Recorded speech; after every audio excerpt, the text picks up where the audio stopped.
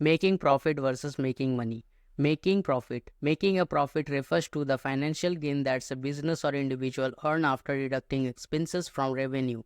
It is the result of generating revenue that exceeds the cost incurred in producing goods and delivering services. It is important for businesses to effectively manage cost, increase sales, and optimize operation to maximize profit margin. Making money. Making money is a broader concept that refers to the acquisition of wealth or income.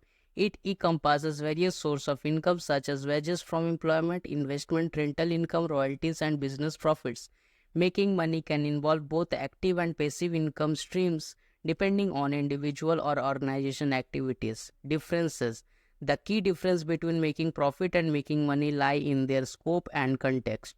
Making profit specifically relates to the financial performance of a business by generating revenue that surpasses expenses.